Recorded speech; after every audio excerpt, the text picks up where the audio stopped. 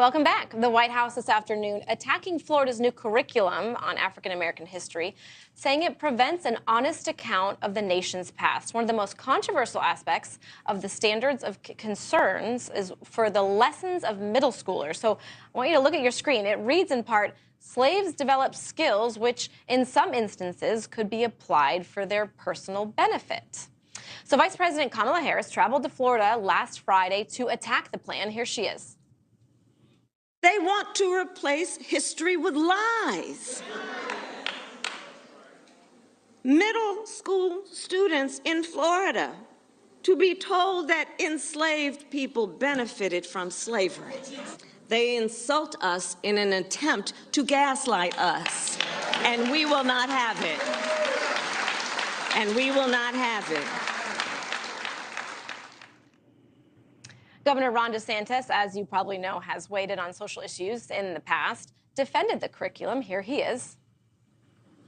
You should talk to them about it. I mean, I didn't do it, and I wasn't involved in it. But I think what they're doing is I think that they're probably going to show some of the folks that eventually parlayed, being a blacksmith into doing things later in life. But the reality is, all of that is rooted in whatever is factual. All right, let's go to our panel now. I'm not taking a stance, Scott. I want to turn with you. I have an honest observation here. The vice president, and again, I said I don't have an opinion. The vice president was very strong in her response, and then we heard the governor. I don't feel as if he had a strong response on that. That's called the runaway. I didn't have anything to do with it, if you will. Well, that's a pretty powerful statement that the Florida Education Group put out. It's ridiculous and offensive, and really this whole issue of rewriting history for people of color and specifically African Americans, America struggles with the race question. It always has, and yet we are still trying to form a more perfect union. And so young people and adults, right? You learn from your past. We don't have a great history with the American Indian. We don't have a great history with the Jewish culture and faith. And so as a result, this country's got to get comfortable with the race question, but erasing it and saying that slaves somehow benefited for being a blacksmith just doesn't get it. It's just false. And by the way, if you were trained after being beaten, raped, and shot and killed and run down by dogs, and you had a skill set for a blacksmith, then what'd you do with that skill set? Because if you ran away, you couldn't use it, and who knows how long it took before the slaves were freed. But here's the question, right? If slavery wasn't so bad, who on this panel would like to trade their ancestry culture for slaves or for a person of color? I don't think you got any takers here, right? And so it's just really offensive and not good for America. And it doesn't get DeSantis to the end zone regarding the GOP nomination. So I do want to read, and I appreciate your response. I'm going to read a Department of Education defending their standards. To be fair, they write in part, any unbiased observer could conclude to be in-depth and comprehensive African-American history standards. They incorporate all components of African-American history, the good, the bad, and the ugly. So we're talking about the defense of the department here, but I want to weave in DeSantis' response. And Mark, is that a misstep? Does he need to take a more strong stance and maybe take this statement and say, no, I hear you, the good, the bad, and the ugly? Yeah, this is really really surprising for me because this is his wheelhouse. I mean, when the New York Times and Kamala Harris attack him, that's his moneymaker. He should go right into it, and he dropped the ball there. I mean, he even has the former commissioner of the U.S. Civil Rights Commission, Dr. William Allen, who was on the advisory board that created this standard and said the vice president is wrong. It's categorically false. That's not what this is teaching. And yet he ran away and said, I didn't do it. This is not me. It's based on a bill he signed that created these new standards. This was a big opportunity for him to take his culture war, and he missed it. I think it continues to be a big opportunity for him. I read the standards. And this is one line in... One line, by the way. Yeah, in 75 lines of, I think, a basically unobjectionable list of things that was put together with a group of esteemed scholars. And I think this is the Democrats looking for a way to tune Harris up. Can they get her out on the trail? Can they use her for the role that you have to use your vice president for when you're an incumbent, which is to be on the attack? Can you get out there and be the attack dog?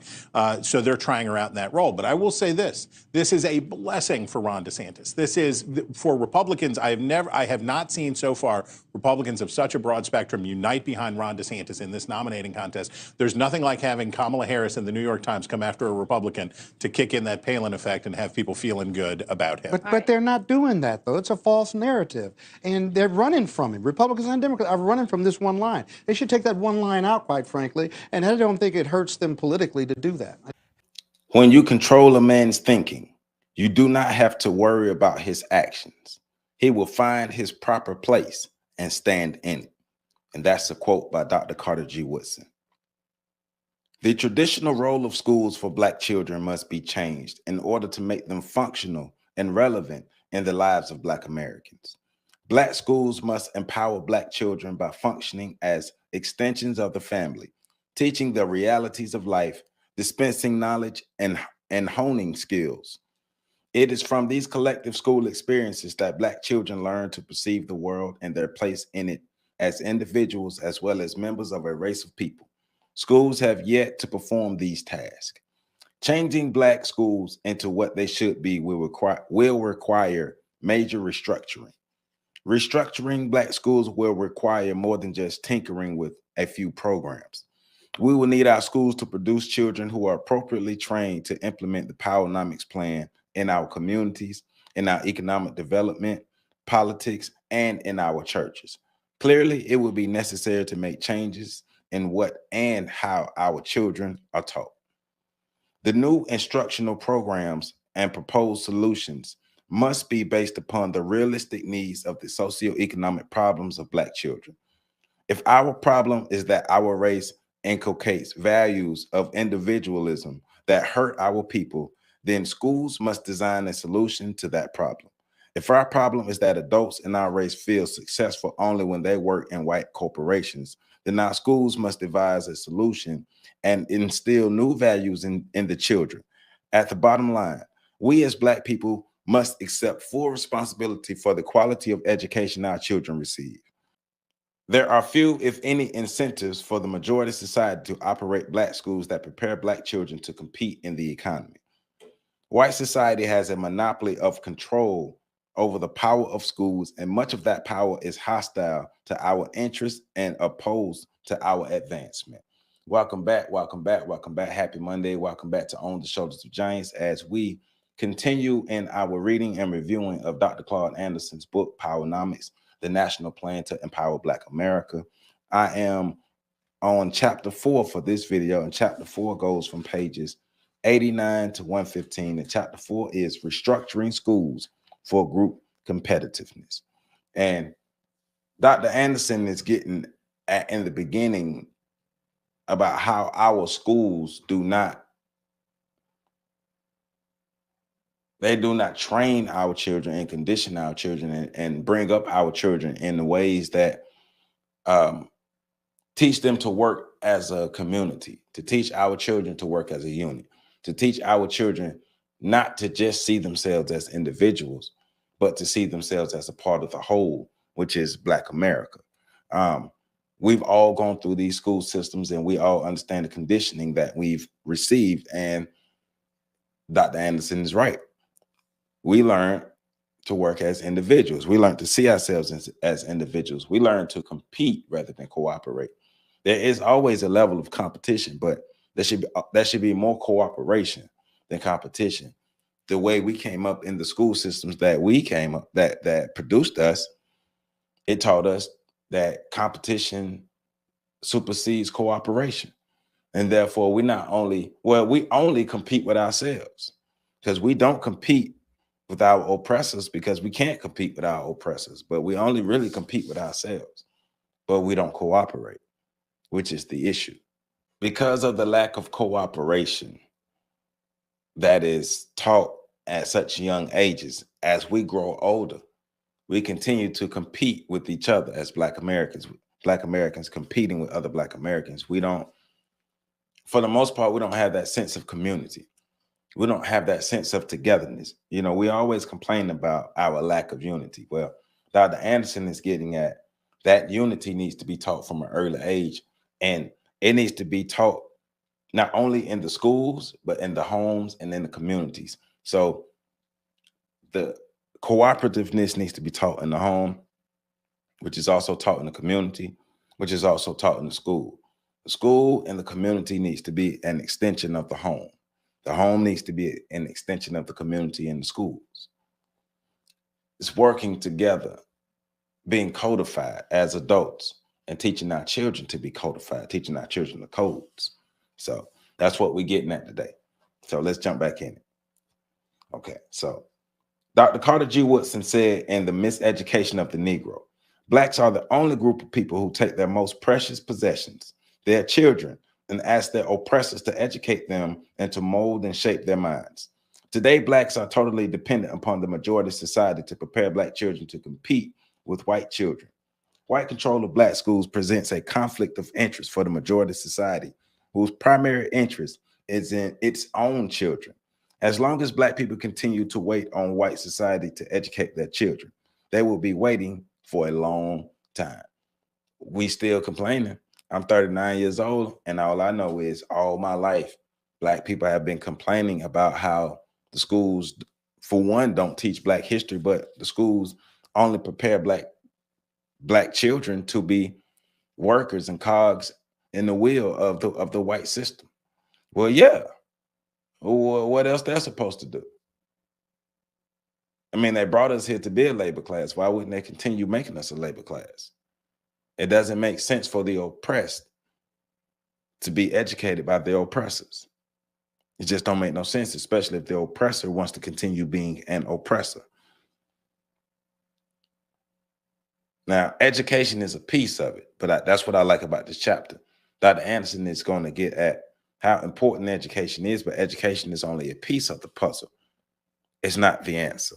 Black America must educate its children through community-based partnerships between students, teachers, parents, churches, and businesses. The same building principles that were useful in rebuilding our communities can be applied to schools, which are essential institutions and functional communities.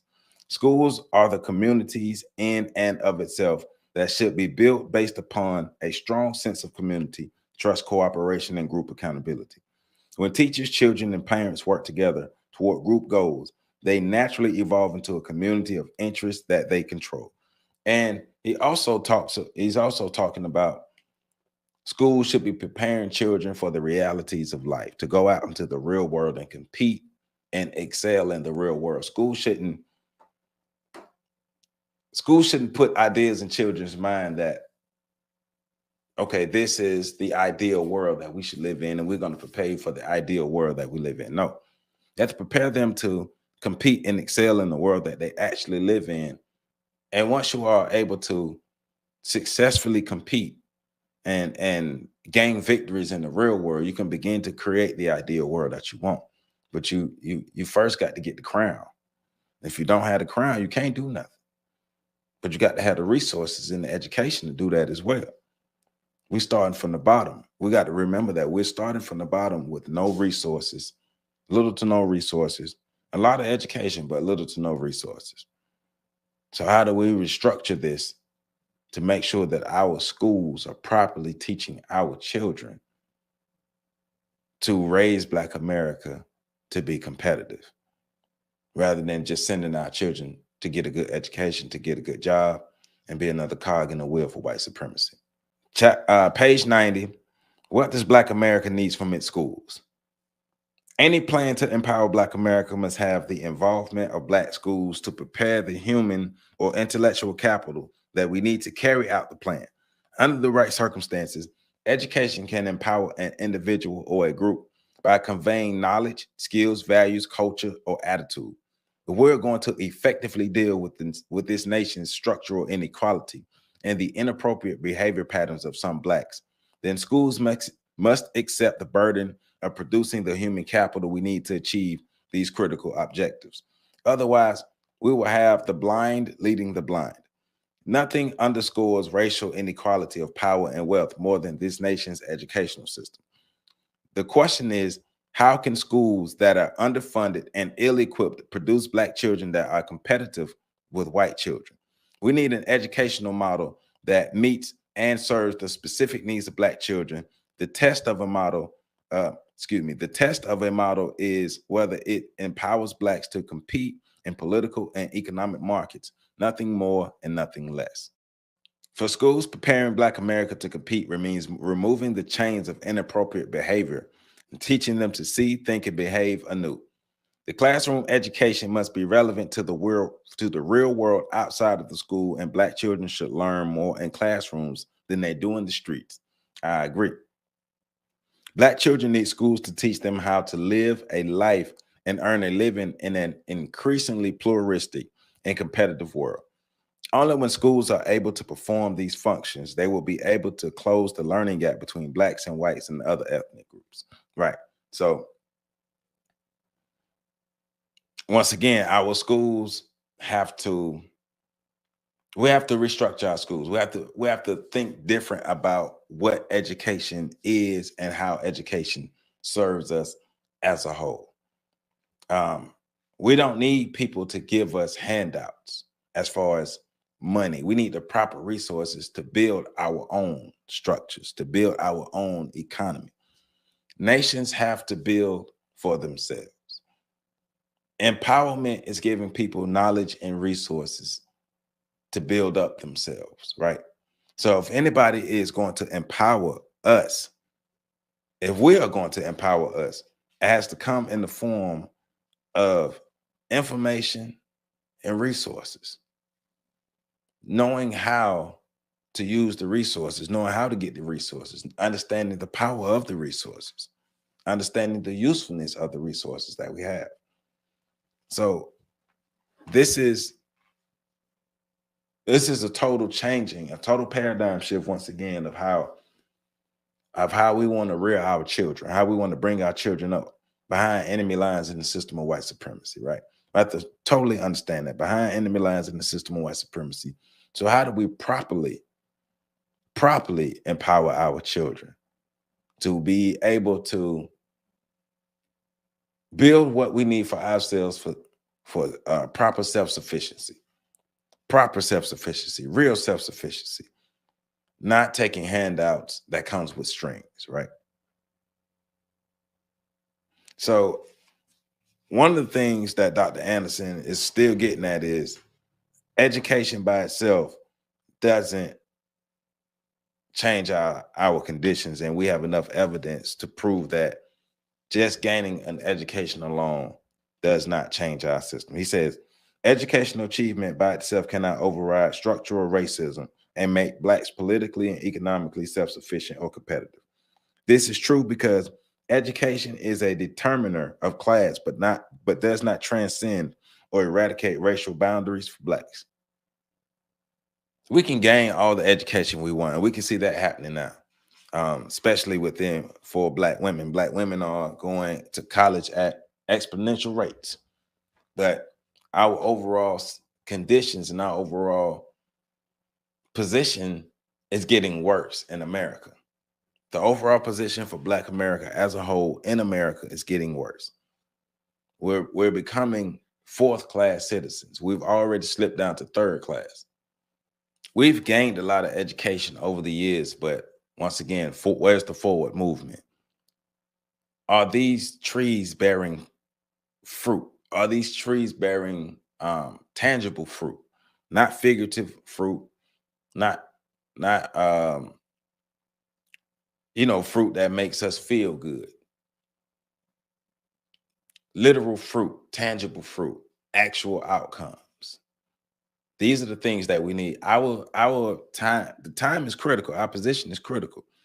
We're down bad. And because we're down bad, well, I don't think the majority of us really understand how down bad we are and how urgent our situation is for us to uplift ourselves and change our position. After a while, even a lot of the kickback and the crumbs that we're getting from the American table, we would not get because other people will have taken the position that we were in to get those crumbs. And we will be forced to be on our own. And we will be forced to be even more dependent upon the system of white supremacy. So how do we dig ourselves out of that hole? We're not there yet, but we're definitely digging ourselves into that spot. So even as late as the early 1950s, census data indicated that a white high school graduate earned more than a black college graduate.